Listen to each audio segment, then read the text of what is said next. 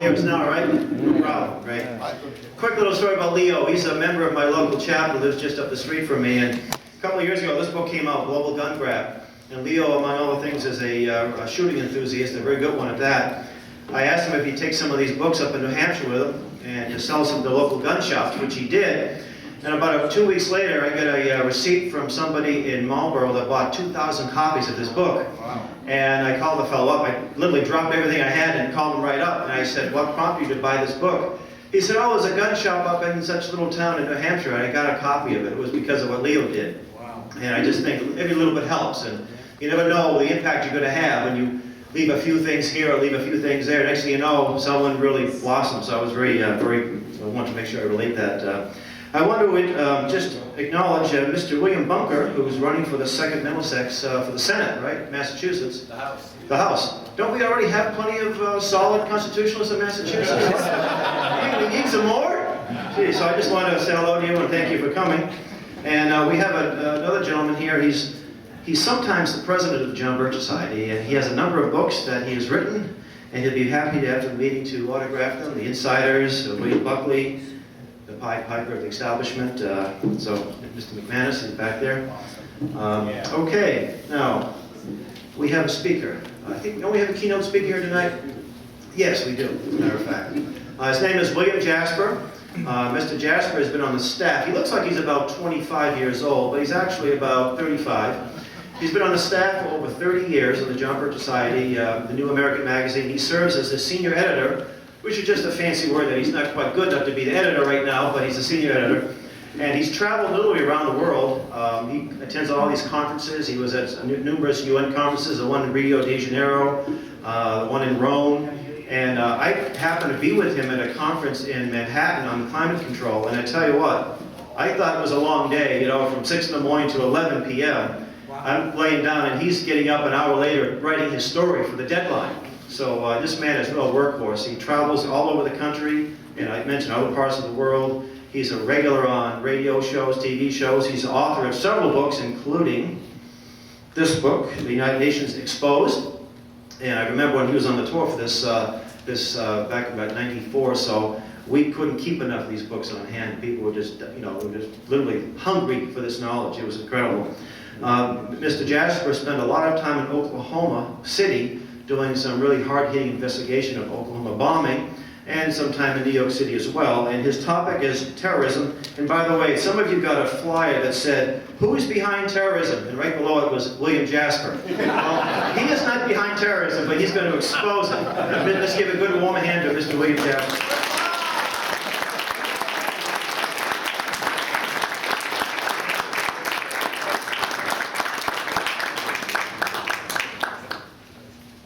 Yes, some people told me, they said, "Well, now we know who's behind terrorism. We don't have to come to the talk." Thank you, ladies and gentlemen. It's a pleasure being here tonight. It was a couple of years ago I was here in the Boston area, and it's glad to be back. And I live out on the left coast in California, or California, as Governor Schwarzenegger says. And so I'm out there, and our President Jock McManus is here. All you folks on the East Coast, so we've got the enemy in between. We've got them surrounded. Yeah, we're here. My topic tonight is one which should be of concern to every American. The politicians and the pundits never tire of telling us that 9/11 changed everything. And September 11 did indeed change a great many things. And unfortunately, not for the better. 9/11 changed everything in that, of course, when the planes hit the World Trade Center and the Pentagon, it brought home to Americans the reality that terrorism is not just something that happens overseas in distant, faraway places, in Beirut, Lebanon, or in Baghdad, or in Pakistan, or in Israel, or in Europe, but it can and does happen here to us.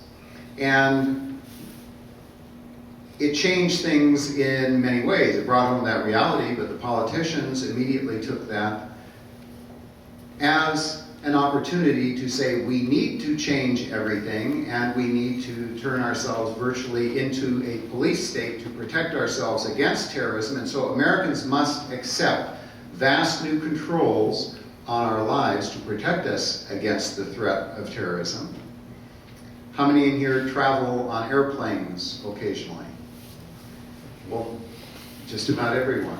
Unfortunately, I have to travel in airplanes a great deal, so it's brought home to me on a very regular basis. That is probably one of the most obvious manifestations of the change since 9/11 in terms of the surveillance state and invasions of privacy and monitoring and things of that sort in the name of security. And of course, to a certain extent, reason tells us that if there is a terrorist threat, then we must accept some of these controls. However, it's continued to go and go and go, and now we have all kinds of monitoring of our emails, our telephones, of our travel, of our economic activities, of our banking and our purchasing, our speech, our political speech, our religious speech. All of those things are now coming under the purview of government in the name of security against terrorism. So 9/11 did change a great many things. Next slide.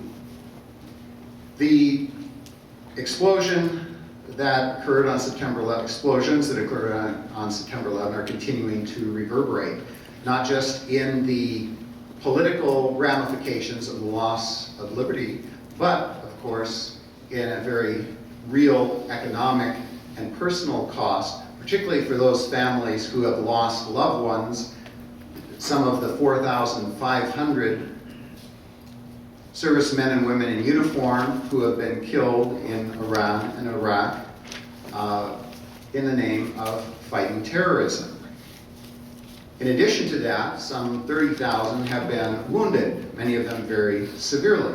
And so there has been a very definite personal cost that's changed a lot of people's lives. And of course, the hardship that has been brought upon many of the families of servicemen and women whose breadwinner and spouses and parents have been sent overseas on extended service. We are sending all of our servicemen and women overseas, chasing terrorists in far distant lands, while our own borders are left unprotected, and while their families, many of them are losing their homes and suffering financially because we're extending their terms longer and longer and sending them back on more and more tours of Iraq and Afghanistan. Now, one of the things that was brought home to Americans on September 11th was that there's some very nasty people out there in the world that want to do us harm. And of course, the names that are most frequently mentioned are these two individuals, Osama bin Laden and Ayman al-Zawahiri. Osama bin Laden, supposedly the #1 man in Al-Qaeda. Zawahiri, his right-hand man, was one of the founding members, the leader of Egyptian Islamic Jihad. It's my belief that Zawahiri is really the #1 in Al-Qaeda, and Osama bin Laden really is the financial man, and Zawahiri really does the command and planning for them. But these names were known before 9/11. In fact, they were already wanted men. We had been writing about them for a number of years. Next slide. But we learned that after 9/11, there were many other people. This man's in the news quite a bit just this past week. Iraqi Shiite cleric Muqtada al-Sadr. He's the leader of the Almaty Army, which you have seen just recently in the past couple of weeks. He just finally stood down after a very violent last few days. And his Almaty Army, next one, he is These are some of his Almaty Army folks back in 2004 in showing support for him in Najaf. Next one. These are some of his Almaty Army and again in Najaf and Baghdad. And here we see one of the other people who we've learned is not a friend of the United States, Iraq's Grand Ayatollah Ali al-Sistani. Again, we see in Iraq the same thing that we've seen in Iran and many of the other Islamic countries where they have adopted the Marxist or communist style of portraying this cult of personality of their leaders, these massive posters and massive demonstrations in major cities and towns throughout the Middle East.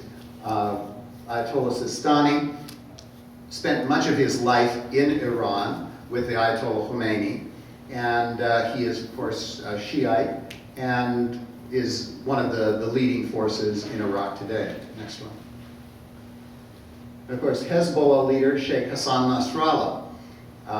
He is also very virulently anti-US, and the Hezbollah have become a force not just in Lebanon, where they now, just in the past couple of weeks, have taken over again much of Lebanon and of Beirut, and have actually put their representatives in the parliament, but they have a global network in this hemisphere and in the United States, as well as in other countries around the world. Next one. This is some of the Hezbollah marchers with Sheikh Nasrallah. Again, the cult of personality, the big Mao Zedong, Lenin type of posters. Next one. These are some of the Hezbollah troops on the march in Lebanon. In the next slide, you see the children's legions here, Hezbollah children, the future jihadists and suicide bombers. Very young ages, nursery school and elementary school ages, being trained as cannon fodder in wars of terrorism. This is Iran's Revolutionary Guard. They are not just in Iran. I've known quite a number of them here in the United States, going back 30 years when they first got started, when I was tutoring students in Southern California.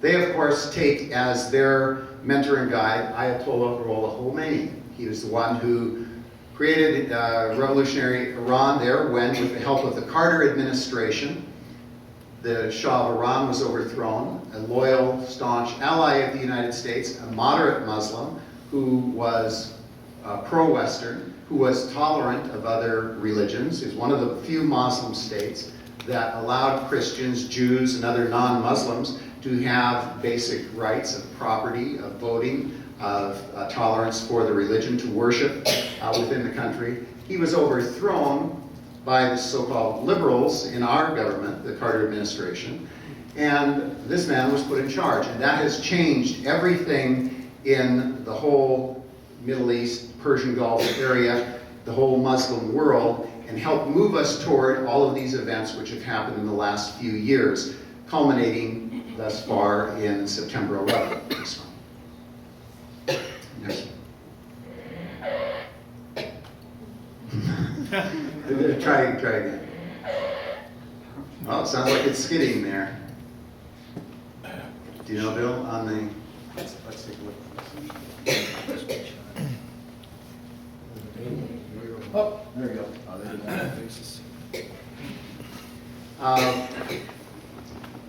These, of course, are the Hamas terrorists, and I'll be coming back to them in a little bit. These are the terrorists that we are told are the real threat in Gaza, the West Bank, and in Palestine. And these are the bad terrorists, and so our government says we must support the good terrorists. I'll be going into that a little bit later. But these are some of the groups that we have now become, in the last several years, since 9/11, much more acutely aware of. They are in the news on a daily basis. And it's important for us to at least get familiar with some of these names, because our government is making policies with regard to all of these groups, and bouncing back and forth. One day they're the enemies, and the next day they are supposedly our allies, and we are actually showering millions, and in some cases billions of dollars upon these terrorist groups. Your dollars, your tax dollars, my tax dollars, while our own troops are starving for supplies and arms in the Middle East. Next. Something got out of whack here. Let me just...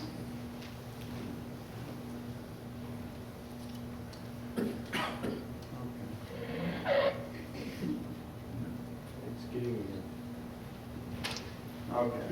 Well, we'll just adapt and adjust here. In addition to being aware of the fact that there are a great number of terrorist groups out there in the world that mean us harm, and that our government has been formulating policies with regard to that, Americans have, since 9/11, have become aware of the fact, is this coming through okay? Yeah. That here in the United States, we have had a growing influx of Muslims into the United States, and that this poses some very serious questions and problems for us that we have to deal with. We have in the United States in the last few years a great number of Islamic groups. I had one of my slides which listed dozens of them. I don't know if it's disappeared here or not. This is one of the leading Muslim moderates here in the United States. For many years he was presented as a moderate. He's Professor Sami Al-Arian. He was a professor of computer sciences at University of Florida in Tampa. And turns out that the federal government, finally several years after we reported it in the New American Magazine, prosecuted him as one of the leaders of Palestinian Islamic Jihad. He and his cohort, Ramadan Abdullah Shalah, who is also a professor at Tampa University, turned out were both leaders of Islamic Jihad. Mr. Ramadan Shalah also pretended to be a moderate until Fatih Shikaki, the head of Islamic Jihad, was killed. And then Ramadan Shalah left Florida University and went back to head Islamic Jihad in Palestine. Mr. Sami Al-Arian, again, pretended to be moderate. Go to the next slide there. And he won support from top political leaders, Republican and Democrat. This is a photo of him. He's in the center holding a little girl. And right next to him, who is that? It looks like then campaigning for president, Governor George Bush of Texas. And next to him, of course, his wife, Laura. Next. And of course, that's a close-up of them. Next one. Oh, back up just one minute. Again, I keep having these jinxes with my computer. I also had photos of him with Bill Clinton and Al Gore and Democrats, so I just wanted to let you know we're being very even-handed here. It seems both parties have been campaigning to win the Arabic and the Persian and Muslim vote and the Muslim cash, and so they've all been campaigning with these guys and inviting them to the White House. Next one. And we have a very interesting dilemma going on in political circles, in Republican and Democrat circles, conservative and liberal circles. On the one hand, we're being told by people like this gentleman here, Grover Norquist, long known as a conservative activist in Washington, D.C., a fundraiser. He's head of Americans for Tax Reform. He's a Republican strategist and a very avid Islamicist. What do I mean by that? He is one of those who is working very closely with all of the Islamic lobby, groups that I had shown there, CARE, and that's the Council of American Islamic Relations and the American Muslim Council, etc. And he sets up fundraising for candidates to raise money and to then get so-called Muslim moderates welcomed into the mainstream. And the line from Mr. Norquist, as well as from many on the liberal Democrat side, is that Muslims are just like us. Islam is just another religion, And in the interest of multiculturalism and diversity, we should welcome more Muslims here just like everybody else. And let's not be bigoted, let's be tolerant, and everybody will live happily in peace. That's his line. And it has resonated with a number of people both on the right and left. He's gotten a number of conservative politicians to back many of these proposals of granting Muslims greater immigration entrance into the United States and more benefits from the government. And of course, many on the liberal democratic left as well. That's one of the alternative views that were being given about what America should do about the growing influx of Muslims into the country. There is another side, though, and which takes another extreme, and I believe that both of these are false alternatives. This next extreme is given by this man. He represents it very well. It's Thomas Barnett. He's professor of warfare analysis at the U.S. Naval War College. And we see here two of his books, The Pentagon's New Map, War and Peace in the 21st Century, and The Pentagon's New Map, Blueprint for Action, A Future Worth Creating. And Professor Barnett is most famous for this next slide here. This is what is called The Pentagon's New Map. And you can see here the map of the world with North and South America and Europe and Africa, the focus there. And what he has said is that we are locked in this war of civilizations, this clash of civilizations, and the Islamic world, or the world that is circled here, I don't have my pointer with me, but you can see the circled area there of South America and Africa and the Middle East. Those are called the countries of the world that are the non-integrating gap countries. They are not integrating into the global new world order of globalization. The other countries at the top, are mostly in the Northern Hemisphere, are called the functioning core countries. They are integrating together, integrating our economies and through trade pacts and whatnot. And he says that's the future. And so the powerful United States and European nations have to use their military forces to force the rest of the world into this new world order through all these trade pacts and whatnot. And so that's why we see the Bush administration, as the Clinton administration before it, pushing for this Middle Eastern free trade agreement as well, to try and force all of the countries of the Middle East into a trade pact like NAFTA or like the European Union. And Professor Barnett says, this is going to be for the ongoing future. We have to look forward to using our military power as a great empire to bring these changes about, to bring about this new world order. There's another individual, one of many.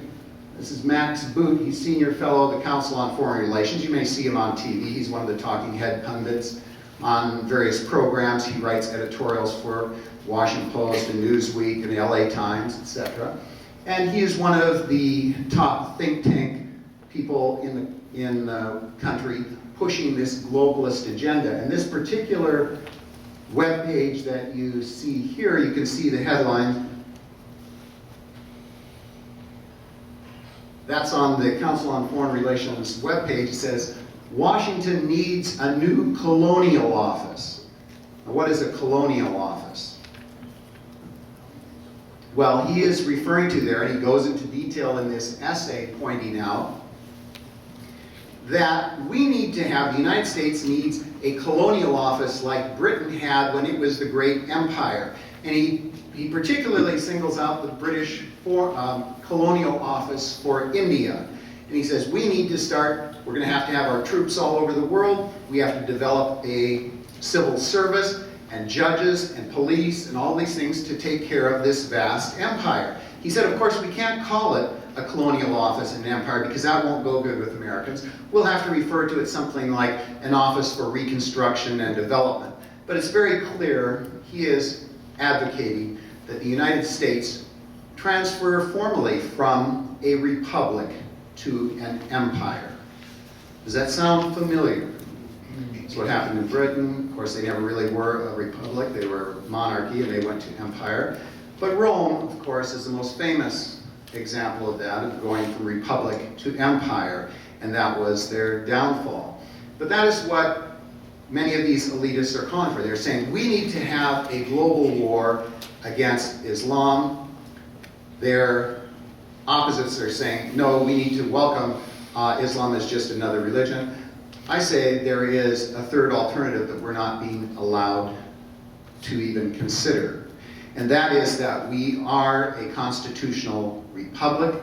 We are under a rule of law. Our Constitution says our military forces are to be used to protect the United States, not to promote democracy, which we are not, around the world, not to free oppressed people around the world, because we cannot do that. They have to do that for themselves, as we had to do it for ourselves, and not to promote one dictator, a Saddam Hussein, as George Bush's father did before him, as an ally against Iran, or today as his son, George W. Bush is doing, where he's saying we have to promote dictators, would-be dictators like Mahmoud Abbas, the head of the Palestinian Authority, against the Hamas terrorists.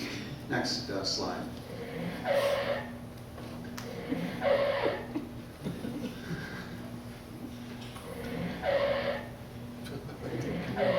That's an interesting sound.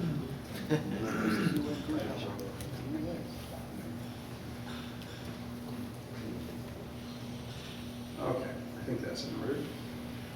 Now, who is this? Who are these individuals up there? Well, of course, we know the man on the right there is President George Bush, President of the United States. The man on the left, more Americans are becoming familiar with him. He appears in our newspapers, on television on a regular basis. He is our new ally in Iraq. We are spending hundreds of billions of dollars to keep this man in power in Iraq, Nouri al-Maliki. He's the prime minister. And how much are we actually spending in terms of our hard-earned dollars? Well, according to the administration, we've spent around $700 billion thus far on our war in Afghanistan and Iraq. But according to the Joint Economic Committee of Congress late last year, this does not take into account the actual spending when we consider what we have to pay on the debt for the money that we borrowed to pay for it thus far. It does not include our commitments in terms of medical care for the thousands of men and women who have been injured and wounded there. It does not include all of the family benefits for those who've been killed. It does not include what the war has done in terms of raising the price of our fuel and many other things. When all of that is considered, it's over double that. It's nearly $1.5 trillion. And if they then projected from that what we could expect if we go to 2017. And that was around $3.5 trillion.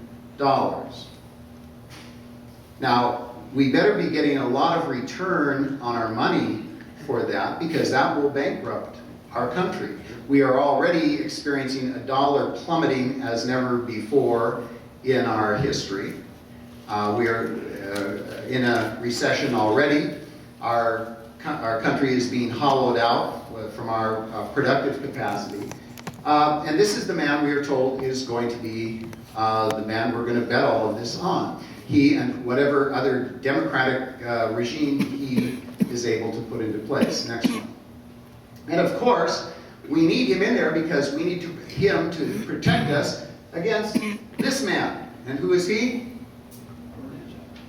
Iranian President Mahmoud Ahmadinejad. We know that he is a terrible, evil man. That's what we're hearing repeatedly. And he is a great threat to the world, so we have to support the Maliki government to protect us against him. Next slide. Oh, but what's this? I thought he was our ally against him. Well, this is not just one chance diplomatic meeting. This is Prime Minister Nouri al-Maliki meeting with Mahmoud Ahmadinejad during a red carpet welcome at the presidential palace in 2006. Next one, please. Again, another meeting of the duet there. We have photos of all of the top leadership of the Iraqi government meeting in Tehran, and the top leadership of the Iranian government coming to Baghdad over and over again.